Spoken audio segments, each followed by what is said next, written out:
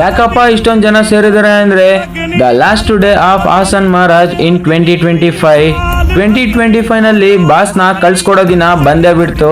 ಪ್ರತಿ ವರ್ಷದಂತೆ ಈ ವರ್ಷನೂ ಕೂಡ ಬಾಸ್ ನ ಅದ್ದೂರಿಯಾಗಿ ಅಲಂಕಾರ ಮಾಡಿ ಅವ್ರನ್ನ ಕಳ್ಸ್ಕೊಡೋದಿಕ್ಕೆ ನಾವು ನಮ್ಮ ಬಾಯ್ಸ್ ಎಲ್ಲ ಸೇರಿದ್ವಿ.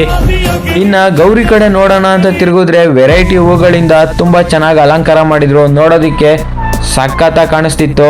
ರೌಂಡ್ಸ್ ಹಾಕ್ಸ್ತಿದ್ದಿದ್ ಮಾತ್ರ ನೆಕ್ಸ್ಟ್ ಲೆವೆಲ್ಲು. ಇನ್ನ ಬಾಸ್ ಬಗ್ಗೆ ಹೇಳೋದೇ ಬೇಕಾಗಿಲ್ಲ. ಇಡೀ ಹಾಸನಲ್ಲೇ ಅವ್ರ ಹೆಸರಲ್ಲಿ ಒಂದು ಬ್ರ್ಯಾಂಡ್ ನ ಕ್ರಿಯೇಟ್ ಮಾಡ್ಕೊಂಡಿದ್ದಾರೆ. ಪ್ರತಿ ವರ್ಷಕ್ಕಿನ್ನ ಈ ವರ್ಷ ಡಿಫ್ರೆಂಟ್ ಲುಕ್ ಅಲ್ಲೇ ಎಂಟ್ರಿ ಕೊಟ್ಟಿದ್ರು. ಇಲ್ಲಂತೂ ನಿಲ್ಲೋಕೆ ಆಗದೆ ಇರೋವಷ್ಟು DJ ಸೌಂಡ್ ಬರ್ತಿತ್ತು. ಯಾಕಂದ್ರೆ DJ ನೆಕ್ಸ್ಟ್ ಲೆವೆಲ್ ಅಲ್ಲಿ ಇತ್ತು.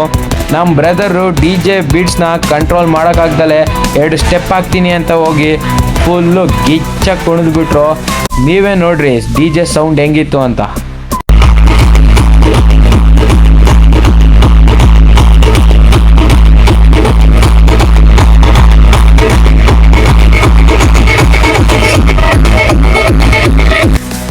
ಹಾಗೆ ಟೈಮ್ ಕಳಿತಾ ಜನರು ಜಾಸ್ತಿ ಆಗ್ತಾನೆ ಇದ್ರು. ನೈಟ್ ಆಗ್ತಿದ್ದಂತೆ ನೈಟ್ ಕ್ರೌಡ್ ಮಾತ್ರ ನೆಕ್ಸ್ಟ್ ಲೆವೆಲ್ ಅಲ್ಲಿ ಇತ್ತು. ವೈಬ್ ಮಾತ್ರ ಫುಲ್ಲು ಕ್ರೇಜಿ. ನೀವೇ ನೋಡಿ.